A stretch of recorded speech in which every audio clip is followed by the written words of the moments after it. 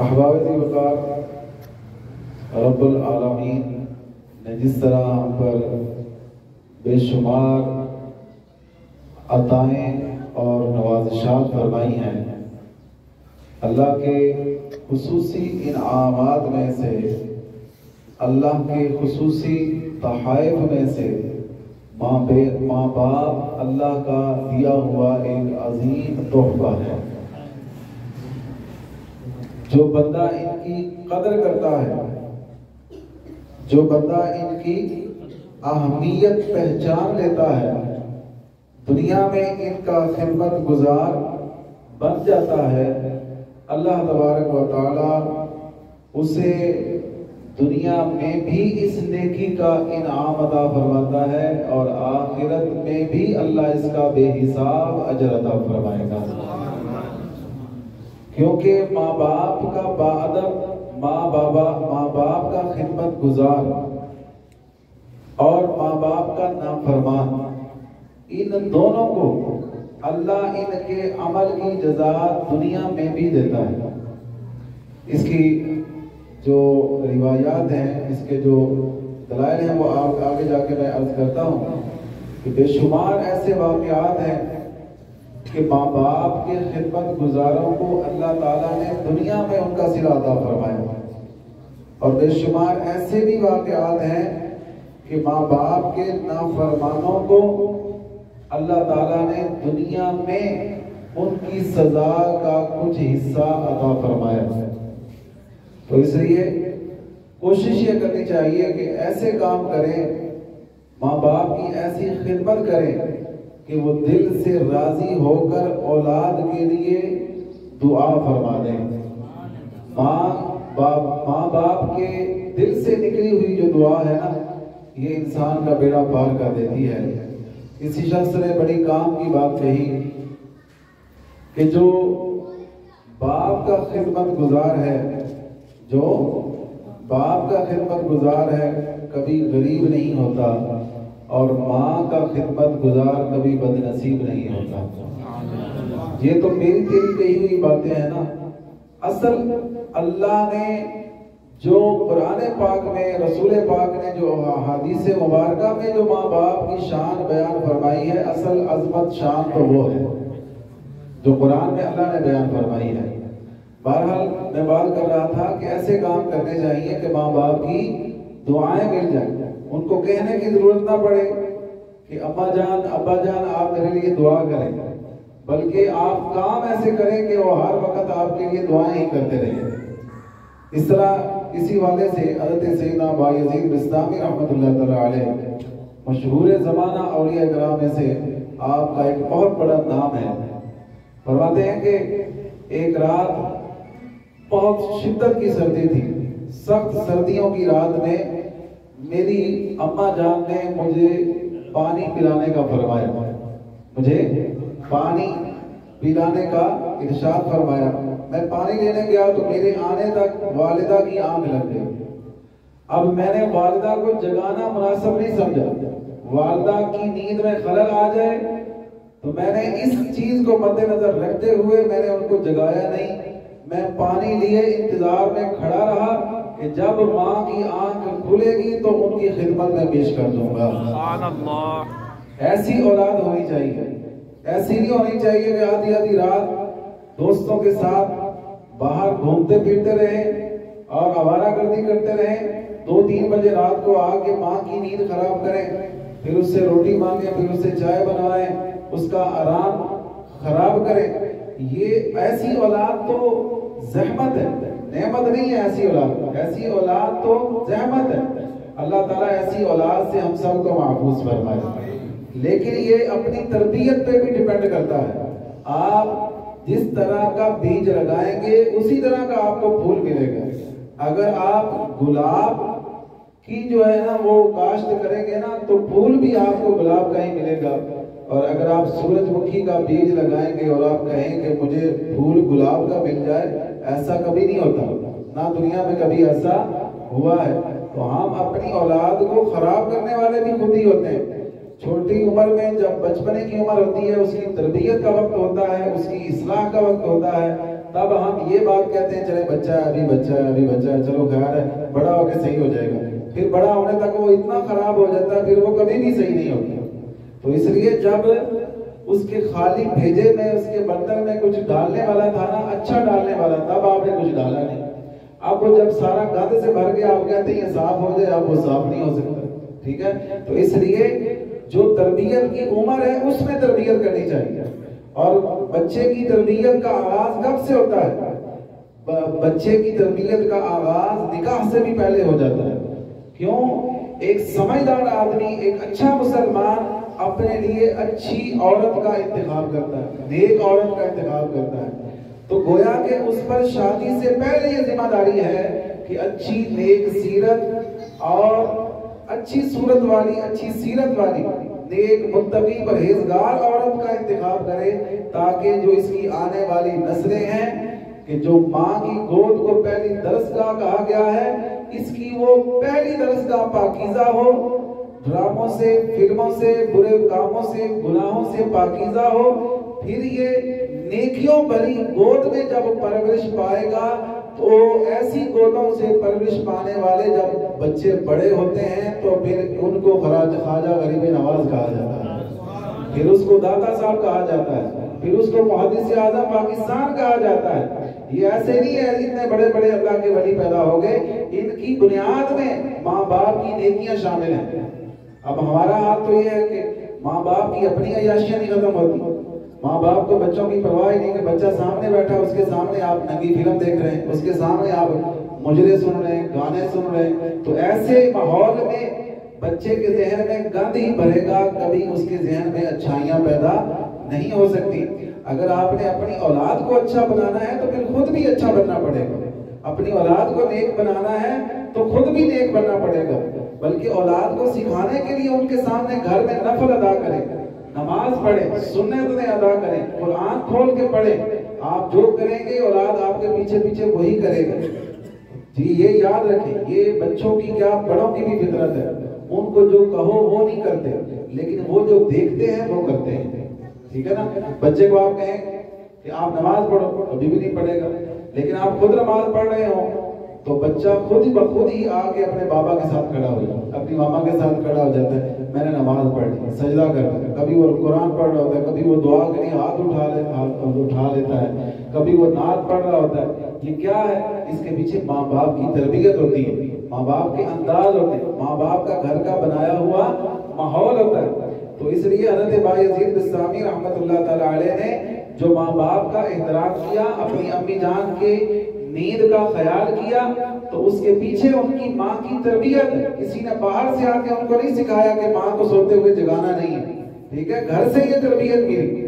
بہرحال آپ وہ پانی کا پیالہ لیے کھڑے رہے، سخت سردی کی رات تھی، اتنی برف جما دینے والی سردی تھی، وہ پیالے سے تھوڑا تھوڑا پانی جو ہے وہ ٹپکتا رہا اور حضرت بایزید کے ہاتھ پر جمتا رہا، برف جم کے پیالہ ساتھ چپک گیا۔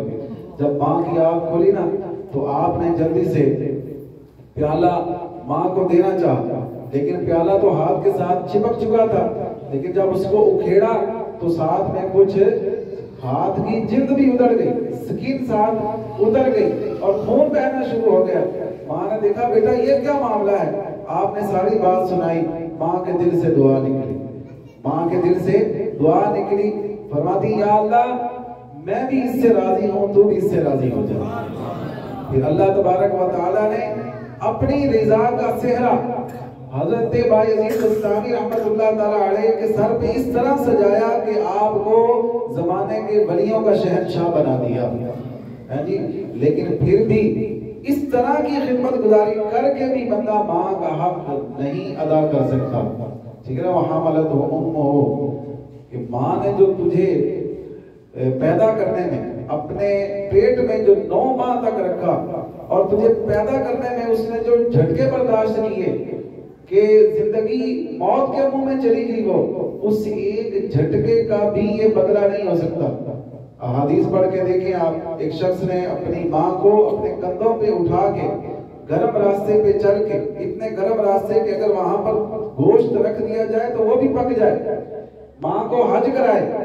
عرض کی یا رسول اللہ کیا میں نے ماں کا حق ادا کر دیا؟ کہ فرمایا یہ تو اس ایک جھٹکے کا بھی حق نہیں ادا ہوا جو اس نے تیری پیدائش میں برداشت کی ہے.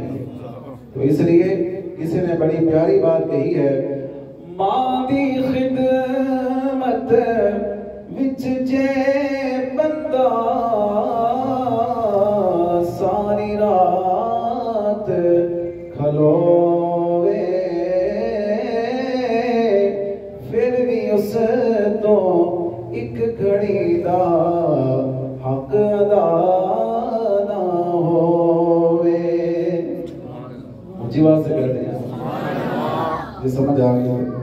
تو اس لیے ماں باپ کی دعائیں لینے والے کام کرنے چاہیے. یہ محسوس کریں یہ آپ ججمنٹ کیا کریں، آپ ڈھونڈا کریں وہ چیزیں کہ جس سے ماں کو اذیت ہوتی ہے ان سے بچنا ہے، جس سے ماں خوش ہوتی ہے، والد خوش ہوتے ہیں، باپ خوش ہوتے ہیں، وہ ہم نے کام کر کے ان کو دکھانے ہیں تاکہ ان کے دل کی دعائیں ہمیں نصیب ہو جائیں. احباب ذی وقار جن کے ماں باپ زندہ ہیں ان کو چاہیے کہ روزانہ اپنے ماں باپ کی زیارت بھی کریں اور ان کے قدم بھی چومیں، باپ کی دست بوسی بھی کریں، باپ کے ہاتھ چومیں. حضور سید عالم صلی اللہ تعالیٰ علیہ وسلم نے ارشاد فرمایا جو اپنے ماں باپ کو رحمت کی نگاہ سے، محبت بھری نگاہ سے دیکھتا ہے، ایک بار دیکھے تو اللہ اسے ایک مقبول حج کا ثواب عطا فرماتا ہے. تو پوچھا یا رسول اللہ اگر وہ 100 بار دیکھے تو میرے آقا کا دریائے رحمت جوش میں آئے. سبحان اللہ. قربان میں ان کی بخشش کے مقصد کی زبان پر آیا نہیں، بن مانگے دیا اور اتنا دیا، دامن میں ہمارے سمایا نہیں، قربان میں ان کی بخشش کے. تو پوچھا یا رسول اللہ اگر کوئی 100 بار اپنے ماں باپ کا دیدار کرے، فرمایا واللہ یضاعف لمن یشاء، رب کی رحمت میں کوئی تھوڑ نہیں ہے جی، اس کی رحمت کے سمندر کا کوئی کنارہ نہیں. کوئی 100 بار بھی دیکھے گا اللہ اسے 100 حجوں کا ثواب عطا فرمائے. تو لوگ پیسہ خرچ کر کے حج کرنے جاتے ہیں، عمرہ کرنے جاتے ہیں، پتہ نہیں قبول ہوگا یا نہیں ہوگا. یہاں تمہارے گھر میں، ہر گھر میں ماں باپ کی صورت میں اللہ کا دیا ہوا تحفہ موجود ہے. دن میں جتنی بار ہو سکے ان کا دیدار کرو، جتنی بار دیدار کرو گے اللہ مقبول حجوں کا ثواب عطا فرمائے. تو ایک تو محبت اور شفقت سے زیارت کریں اور دوسرا ان کے قدم بوسی بھی کریں، ماں کے قدم چومیں اور باپ کے ہاتھ چومیں. حضور سید عالم صلی اللہ تعالیٰ علیہ وسلم نے کیا ارشاد فرمایا؟ فرمایا الجنت تحت اقدام الامہات، فرمایا جنت تو اللہ تعالیٰ نے تمہاری ماں کے قدموں کے نیچے رکھی ہے. ہاں جی، ہم نماز پڑھتے ہیں کیوں؟ کہ اللہ ہمیں جنت عطا فرمائے. روزہ رکھتے ہیں کس لیے؟ ایک تو اللہ کی رضا بھی ہے، ساتھ ہماری یہ بھی طلب ہوتی ہے کہ اللہ ہمیں دوزخ سے بچائے، جنت عطا فرمائے. تو بہت سارے کام ہم صرف جنت کی طرف کے لیے کرتے ہیں، لیکن ہمیں اس طرف بھی توجہ کرنی چاہیے کہ اصل جنت تو اللہ تعالیٰ نے ہمارے گھر میں رکھی ہے جی. ماں کی خدمت کر لیں، ماں کے قدم چوم لیں تو آپ کو جنت کی چوکھٹ چومنے کا ثواب ملے گا.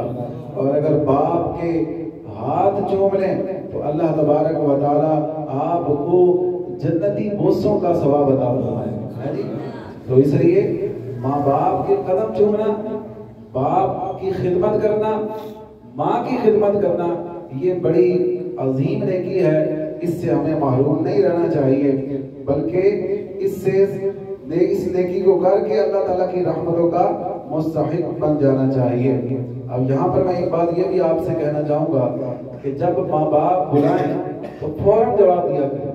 آپ جو بھی ضروری کام کر رہے ہیں لیکن ماں باپ کو پہلے جواب دیا کریں. اس طرح کی ایک روایت سماعت فرمائے حضرت سیدنا عبداللہ بن عون رحمۃ اللہ تعالیٰ علیہ، بڑے اللہ کے پیارے ولی، ان کی ماں نے آپ کو بلایا تو ان کی جو آواز تھی جواب دیتے ہوئے ماں کی آواز سے ان کی آواز تھوڑی سی بلند ہو گئی، تو انہوں نے اس کا کفارہ دینے کے لیے 2 غلام خرید کر آزاد کیے، صرف اس بات کا کفارہ دینے کے لیے کہ میری آواز میری ماں سے اونچی ہو گئی. تو ہمارے لوگ تو ماں کو ڈانٹتے ہیں، ان کو طرح طرح کی باتیں سناتے ہیں، تمہیں کسی چیز کا پتہ نہیں ہے، تمہیں بولنے کا نہیں پتہ، تمہیں کسی سے ملنے کا نہیں پتہ، اس طرح کی اولاد باتیں اپنے ماں باپ کو سناتی ہے، اور طرح طرح کے بدتمیزیوں والے، دل دکھانے والے جملے ان کو سناتے ہیں۔ تو یار ایک شخص کی آواز اپنی ماں کی آواز سے اونچی ہو جائے تو وہ اس کے کفارے میں غلام آزاد کر رہا ہے، تو پھر جو اپنی ماں کے ساتھ زبان درازی کرے، اس کا دل دکھائے، باپ کے ساتھ بدتمیزی کرے، وہ کیسے اللہ تعالیٰ کی رحمتوں کا حقدار بن سکتا ہے جی؟ تو اس لیے احتیاط کیا کرے۔ ماں باپ کا اللہ نے بہت بڑا رتبہ بنایا ہے۔ قرآن پاک آپ پڑھیں، جہاں جہاں اکثر مقامات ایسے ہیں کہ جہاں جہاں اللہ تعالیٰ نے اپنی عبادت کا حکم دیا ہے، وہیں ساتھ ماں باپ کے ساتھ حسن سلوک کا بھی ارشاد فرمایا ہے۔ جیسا کہ جو پہلے میں نے آیت کریمہ پڑھی، وَقَضَىٰ رَبُّكَ أَلَّا تَعْبُدُوا إِلَّا إِيَّاهُ، پہلے اللہ تعالیٰ نے اپنی عبادت کا ذکر فرمایا، اور دوسرے نمبر پر وَبِالْوَالِدَيْنِ إِحْسَانًا، ماں باپ کے ساتھ حسن سلوک کا حکم ارشاد فرمایا۔ تو دیکھیں اپنی عبادت کے ساتھ اللہ تعالیٰ نے ماں باپ کی خدمت کا بیان فرمایا، تاکہ ہمیں اس بات کا اندازہ ہو جائے کہ ہم اپنے ماں باپ کو راضی کیے بغیر اپنے رب کو راضی نہیں کر سکتے۔ یہ حدیث پاک ہے، فرمایا تیرے ماں باپ کی ناراضگی میں رب کی ناراضگی ہے، اور تیرے ماں باپ کی خوشی میں رب کی خوشی ہے۔ تو جو اپنے ماں باپ کو خوش کر لیتا ہے وہ اپنے رب کو خوش کر لیتا ہے، اور جس کے ماں باپ ناراض ہو جاتے ہیں وہ اپنے رب کو ناراض کر لیتے ہیں۔ یہاں پر ایک اور بات بھی ذہن میں رکھیں، اگر ماں باپ خلاف شریعت کام کرنے کا حکم دے رہے ہیں جی، خلاف شریعت کہ جس سے فرض چھوٹ جائے، جس سے اللہ کی نافرمانی ہو رہی ہو، جس سے رب ناراض ہو جائے، تو پھر ان کا حکم ماننے کی اجازت نہیں ہے۔ ماں باپ کہیں نماز پڑھنا چھوڑ دو تو اب ان کی پیروی نہیں کی جائے گی، ان کا حکم نہیں مانا جائے گا۔ ماں باپ کہیں فرض روزہ چھوڑ دو، نفل روزہ ان کے کہنے پر چھوڑا جا سکتا ہے، کیونکہ نفل روزہ چھوڑنے سے رب ناراض نہیں ہوتا، ٹھیک ہے؟ نفل روزہ رکھنے کی ہم پابند نہیں ہیں، لیکن فرض روزہ رکھنے کی ہم پابند ہیں، داڑھی رکھنے کی ہم پابند ہیں، اور حدود اسلام کی پابندی، ان کا لحاظ رکھنے کی ہم پابند ہیں۔ تو ان معاملات میں ماں باپ کی اتباع نہیں کی جائے گی، لیکن اس میں بھی ان کو حکمت عملی کے ساتھ اس انداز سے سمجھایا جائے گا کہ ان کا دل نہ دکھے، ان کی گستاخی بے ادبی نہ ہونے پائے، اس انداز کو اختیار کیا جائے۔ رب العالمین ہمیں اپنے ماں باپ کی عزت، ادب اور احترام کرنا نصیب فرمائے۔ آمین بجاہ نبی الامین صلی اللہ تعالی علیہ وآلہ وسلم۔